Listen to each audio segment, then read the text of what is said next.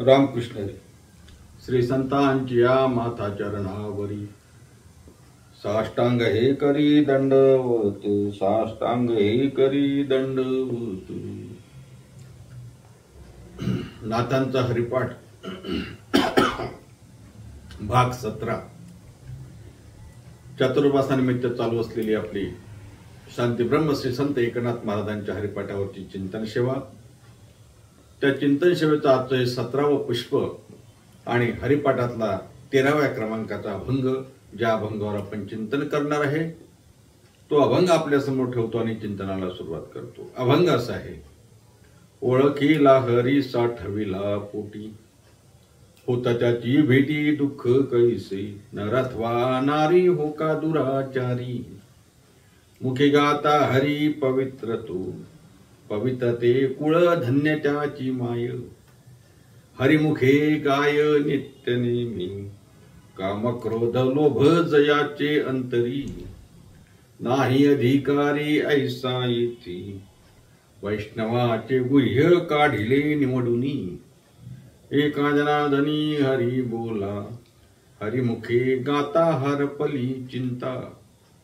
त्या नाही मागुता जन्म घेणे, त्या नाही मागुता जन्म घेणे.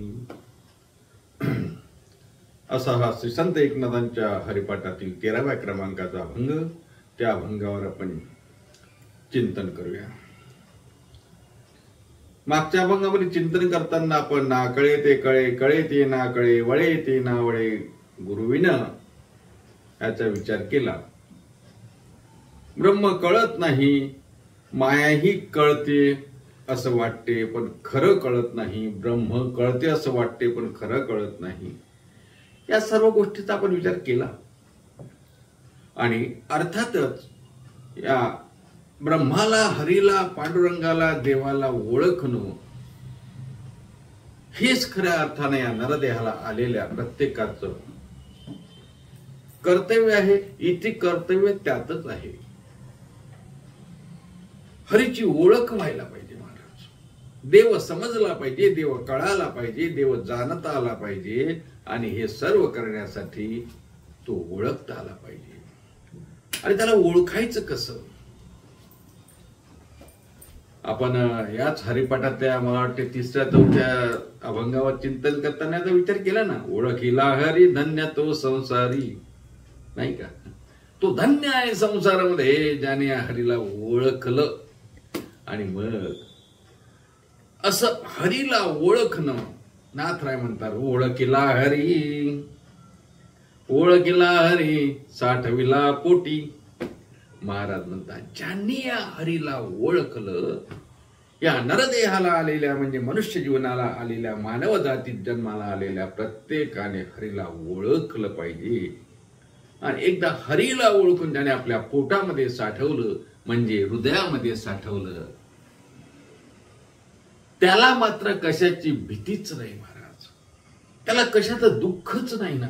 महाराज म्हणतात होता त्याची भेटी दुःख कैसे, ओळखीला हरी साठविला पोटी. होता त्याची भेटी दुःख कैसे, होता त्याची भेटी दुःख कैसे, होता त्याची भेटी दुःख कैसे.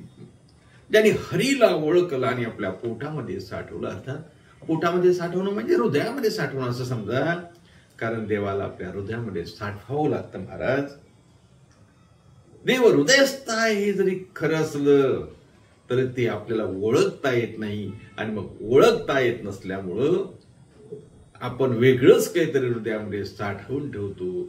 देव आपल्या हृदयामध्ये आहे पण त्याला आपल्याला समजून घ्यावं लागेल ना, कळून घ्यावं लागेल ना तो आहे म्हणून. ओळखीला हरी त्याला म्हणायचं ना.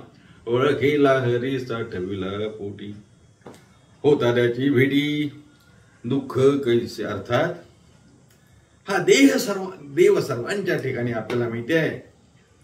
सर्वाघटी रामदे हा देही एक सूर्यप्रकाशक सहस्ररश्मी. सर्वांच्या हृदयामध्ये हरी आहे आपल्याला माहिती आहे. ईश्वर सर्वभूतानां हृदयेषु तिष्ठति, किंवा सर्वस्याहं हृदि सन्निविष्टो मतस्मृती नानमो. ते गीतेतला 15वा अध्याय बघा ना.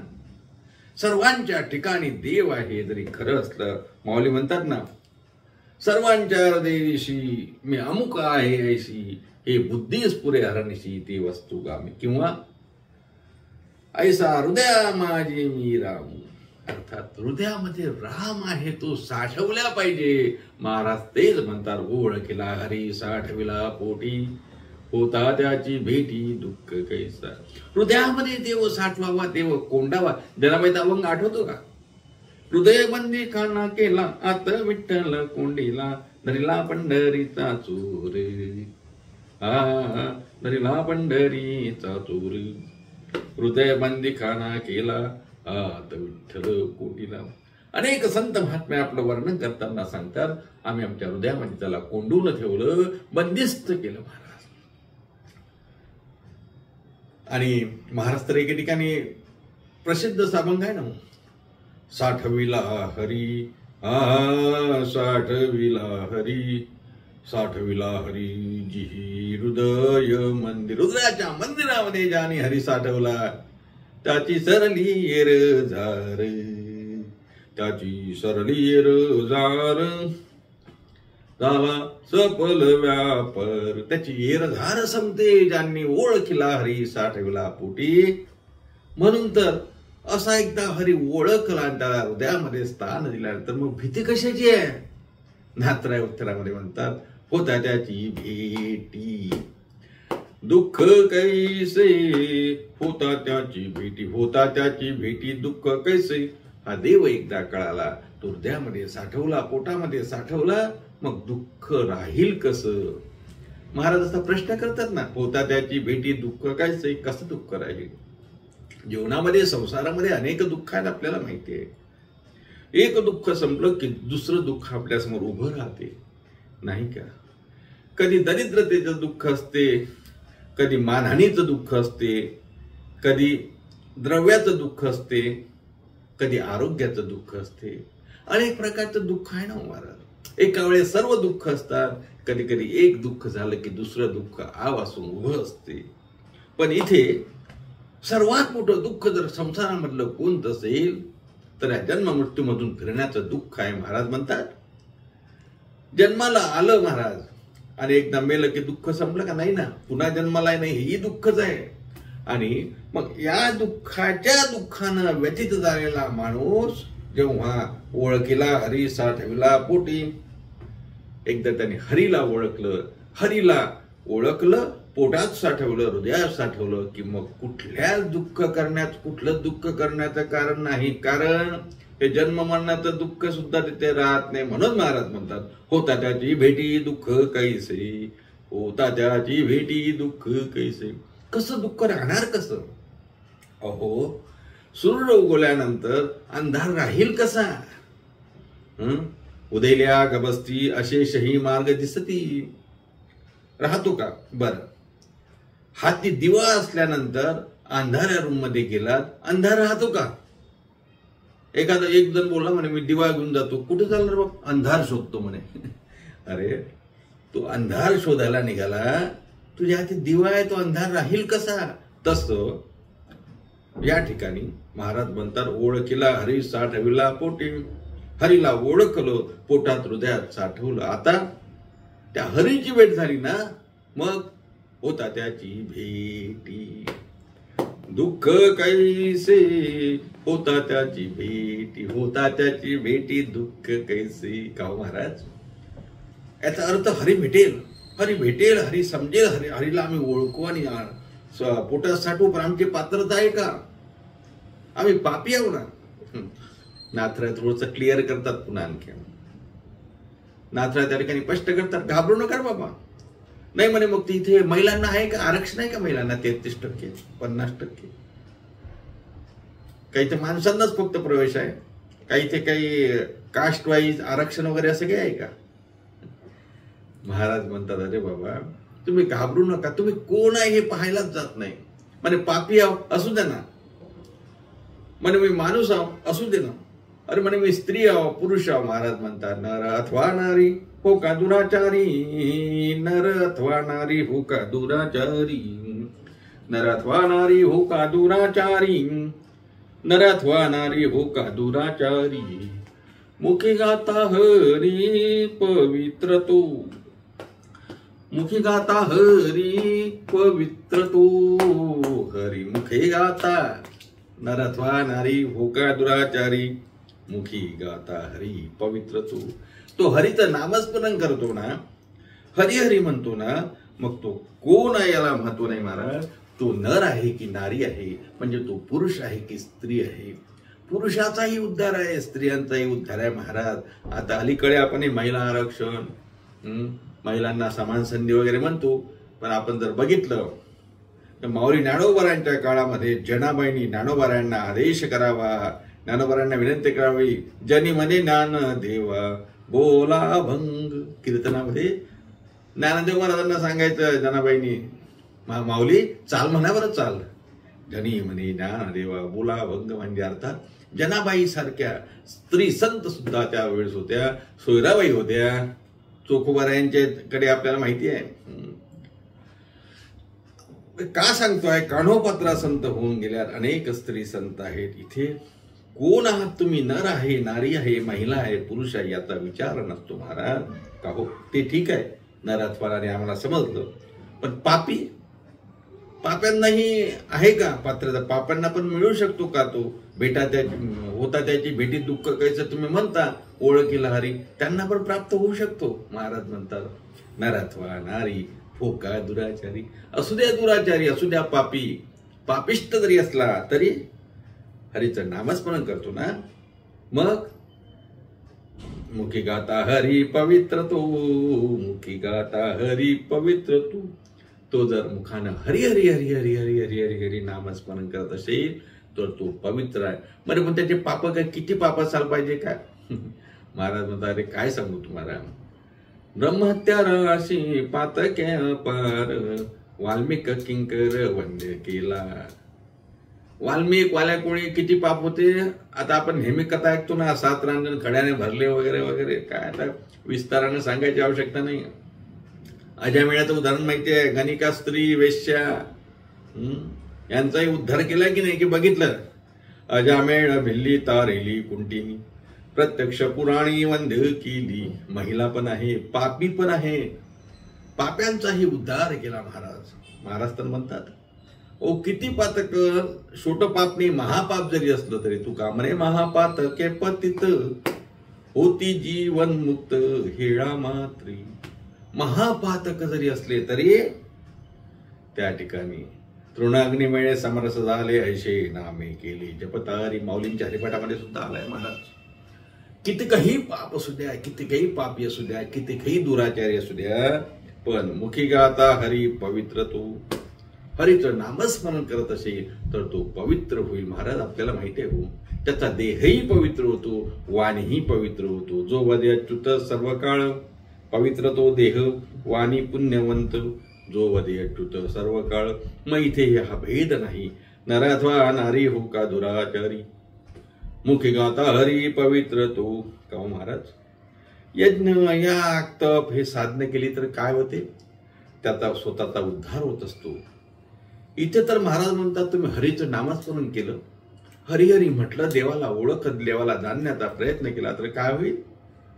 नुसतं एकट्याचा उद्धार नाही, संबंध कुळ त्या ठिकाणी पवित्र ते कुळ. काय महाराज काय म्हणतात, नरत्वा नारी होका दुराचारी, मुखी गाता हरी पवित्र तो, पवित्र ते कुळ धन्य त्याची माय, पवित्र ते कुळ धन्य त्याची माय. त्याचं कुळ पवित्र, त्याची माता पिता पवित्र. धन्य माता पिता तयाची या, धन्य माता पिता तयाची या. त्याचे मायबाप धन्य, त्याचं कुळ धन्य. माऊलीच्या शब्दामध्ये सांगू का, माऊली म्हणतात, परंपरा त्याचे कुळ शुद्ध, परंपरा त्याचे कुळ, त्याचं कुळ शुद्ध, पवित्र ते कुळ, धन्य त्याची माय. त्याचं कुळ पवित्र होऊन जाईल. कोणाचं? हरिमुखे गाय नित्य नेमी, नित्य नेमाना जो हरीचं नाव आपल्या मुखाने घेतो त्याचं कुळ पवित्र होते. पवित्र ते कुळ धन्य त्याची माय. मग अशा प्रकारे धन्यता महाराज त्याच्या कुळाला, आई वडिलांना देतात. का हो? कारण ते ते त्या ठिकाणी नामस्मरण करतात, हरीच्या नामाचा उद्घोष करतात. म्हणून महाराज म्हणतात, पवित्र ते कुळ धन्यताची माय, हरिमुखे गाय नित्य नेमे गाव. म्हणजे सर्व जे अधिकारी आहेत सर्वच आपल्या पोटामध्ये हृदयामध्ये हरीला साठवू शकतात. कारण आपण तर सांगितलं, तो पापी असो, तो स्त्री असो, पुरुष असो, कोणीही चालतो. हो ना, कोणीही चालतो. मग सर्वच अधिकारी आहेत का? महाराजांनी आणखी थोडासा उलगडा केला की सर्व अधिकारी आहेत, पण तुमच्या अंतःकरणामध्ये त्याला ठेवण्यासाठी, त्याला साठवण्यासाठी तुमच्या अंतःकरणातलं काहीतरी रिकाम करावं लागेल की नाही. हृदय म्हणजे अंतःकरण. हे बघा, एखाद्या खोलीत काही भरून ठेवलं आणि त्या खोलीत दुसरं काही ठेवायचं आहे, तर ती खोली पहिले साफ करावी लागेल. ती खोली त्या ठिकाणी साफ करावी लागेल, ते काढावं लागेल की नाही? काढावं लागेल. अर्थात या ठिकाणी आपल्या हृदयामध्ये, पोटामध्ये हरीला जर साठवायचं आहे, तर अगोदर आपल्या हृदयामध्ये काय आहे ते बाहेर काढलं पाहिजे की नाही. महाराज म्हणतात, अधिकारी सर्व आहे, पण ज्याच्या हृदयामध्ये काम, क्रोध, लोभ भरला आहे ना, ते अधिकारी नाही. ते महाराज अभंगाच्या 4थ्या चरणात सांगतात, काम, क्रोध, लोभ जयाचे अंतरी, काम, क्रोध, लोभ जयाचे अंतरी.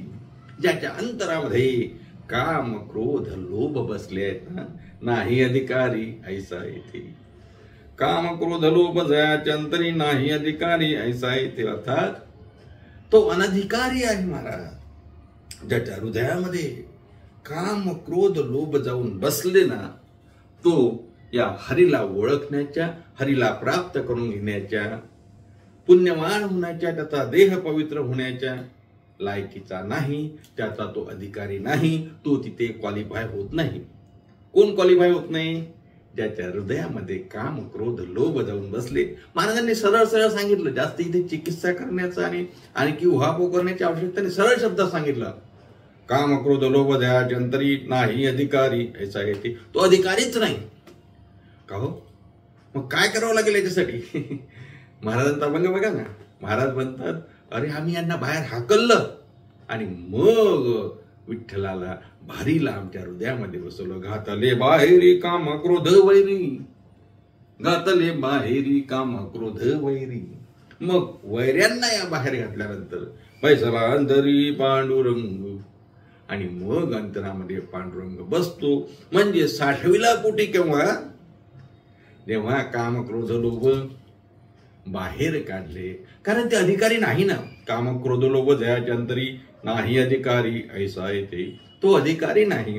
म्हणजे जे काम, क्रोध, लोभामध्ये पछाडलेले आहेत महाराज, ते हरिप्राप्तीचे अधिकारी नाहीत. याचा अर्थ काम, क्रोध, लोभ याचा खूप मोठा महाराज याच्यावरती चिंतन करता येईल. कामाने भल्या भल्यांना महाराज त्या ठिकाणी नागवलं आपल्याला मिळते. क्रोधाने भल्या भल्यांना नागवलं, लोभाने भल्या भल्यांना नागवलं. नाथ महाराजांच्या भारुडावर आपण चिंतन केलं होतं. आठवत असेल तर बघा, आणि ज्यांनी ऐकलं नसेल त्यांनी ऐका. प्लेलिस्टमध्ये आपल्या भारूड प्रकरणामध्ये जा. संतांच्या अमृतवचन या चॅनलच्या प्लेलिस्टमध्ये जा, भारूड प्रकरणामध्ये जा, आणि थट्टा या भारुडावरती आपण 3 दिवस प्रवचन केलं होतं. त्यात कामानं पछाडलेले कोण कोण मोठे मोठे महात्मे होते, कसे कसे पछाडले याचं वर्णन आपण केलं. भारूड प्रकरणात आपण ते चिंतन केलं होतं. अशी थट्टा भल्या भल्या शिला विला बट्टा, अशी थट्टा भल्या भल्या शिला विला बट्टा. मोठ्या मोठ्यांना ज्या काम क्रोधाने बट्टा लावला महाराज, असे काम क्रोध ज्याच्या अंतरामध्ये आहेत ते हरिप्राप्तीचे अधिकारी नाहीत. महाराज म्हणतात, काम, क्रोध, लोभ जयाचे अंतरी, नाही अधिकारी ऐसा येथे. का हो? मग करायचं काय? हे तर काम, क्रोध, लोभ एवढं सोपं आहे का सोडणं? आणि देवाला ओळखणं, त्याला ओळखणं आणि हृदयामध्ये साठवणं एवढं सोपं आहे का? महाराज म्हणतात सोपं नाही. नक्की बरोबर आहे, सोपं नाही. पण त्यातलं गुह्य आम्ही काढलं, आम्हाला ते गुह्य समजलं. साधारण माणसाला, सामान्य माणसाला हे तत्वज्ञान समजावं, त्यासाठी योग, याग, तप, वैराग्य विवेक ही सर्व साधनं ही प्राप्त करणं आणि त्यासाठी मोठमोठ्या विधी आपल्याला सांगितल्या, मोठमोठे त्या ठिकाणी काय काय आपल्याला सांगितलं असेल ते शक्य होत नाही ना. म्हणून विष्णू भक्तांनी वैष्णवांनी त्यातलं गुह्य शोधून काढलं. वैष्णव लोक कशामुळे उद्धरतात, विष्णू भक्त कशामुळे उद्धरतात, ते काय करतात, कशामुळे भगवत प्राप्ती होऊ शकते, कशामुळे आपल्याला दुःखाची निवृत्ती होऊ शकते, खऱ्या दुःखापासून आपण कशामुळे त्या ठिकाणी दुःखापासून सुटू शकतो आणि खऱ्या आनंदाची, परमानंदाची, ब्रह्मसुखाची, भगवत प्राप्तीची आपल्याला कसं होऊ शकते याचं गुह्य आहे का काही आहे ना. इथे गुह्यतमम शास्त्र सांगा ना काय गुह्य आहे. नाथ महाराज म्हणतात ते गुह्य आम्हाला माहिती आहे. एकच गुह्य आहे काय, नामस्मरण करा. वैष्णवाचे गुह्य काढिले निवडूनी, वैष्णवाचे गुह्य काढिले निवडूनी, वैष्णवाचे गुह्य काढिले निवडूनी, वैष्णवाचे गुह्य काढिले निवडूनी. एका जनार्दनी हरी बोला, एका जनार्दनी हरी बोला, हरी मुखे गाता. वैष्णवाचे गुह्य काढिले निवडूनी, एका जनार्दनी हरी बोला. महाराज म्हणतात ते वैष्णवांचं गुह्य आहे महाराज. ते आम्हाला समजलं, ते निवडून काढलं. ते एकच आहे काय, एका जनार्दनी हरी बोला. कारण वैष्णवांची एकच जोडी आहे. वैष्णवांना एकच त्यांच्या जोडची जोडी, त्यांच्याजवळचा धन, त्यांच्या जोडची खऱ्या अर्थाने एकच सिद्धी आहे. ते कोणती, नामसंकीर्तन वैष्णवाची जोडी आहे की नाही. माऊलींनी सांगितलं ना, नामसंकीर्तन वैष्णवांची जोडी. वैष्णवांची जोडी नामसंकीर्तन आहे किंवा वैष्णवांना ज्याची गोडी लागली, नामामृत गोडी वैष्णवाला धली, नामामृत गोडी वैष्णवाला धली. नामामृताची गोडी या वैष्णवांना लागली आणि हे नामामृताची गोडी या वैष्णवांना लागल्यामुळं त्या ठिकाणी त्यामुळं वैष्णव धरून जातात. वैष्णव सुखी आहे. वैष्णवांच्या संगती देवालाही सुख वाटते. पण कशामुळं, त्यांचं गुह्य काय आहे, ते हरी हरी हरी हरी हरी हरी असं म्हणतात. म्हणून हे जे निज गुह्य आहे, हे निज गुह्य त्या ठिकाणी हरिनामाचं निज गुह्य आहे, नामस्मरणाचं निज गुह्य आहे. हेच नाथराया अभंगाच्या शेवटच्या चरणातून आपल्याला सांगतात. वैष्णवांचे गुह्य काढले निवडूनी, एका जनार्दनी हरी बोला, हरिमुखे आता हरबली चिंता, त्यालाही मागुता जन्म घेईन. अशा प्रकारे या 13व्या अभंगावरचा आपण तुटकं मुटकं चिंतन करण्याचा प्रयत्न केला. आज आपण इथेच थांबू. पुन्हा भेटूया पुढचा अभंग घेऊन पुढच्या भागामध्ये. तोपर्यंत सर्वांना रामकृष्ण हरी. एकदा नाथांचं भजन. श्री भानुदास श्री एकनाथ, श्री भानुदास श्री एकनाथ, श्री भानुदास श्री एकनाथ, श्री भानुदास श्री एकनाथ, श्री भानुदास श्री एकनाथ, श्री भानुदास श्री एकनाथ, श्री भानुदास श्री एकनाथ, श्री भानुदास श्री एकनाथ. पुंडलिक वरदे विठ्ठल श्री ज्ञानदेव तुकाराम, दत्तात्रय जनार्दन श्रीनाथ, माऊली ज्ञानेश्वर महाराज की जय. जगद्गुरु तुकाराम महाराज की जय. शांती ब्रह्म श्री संत एकनाथ महाराज की जय.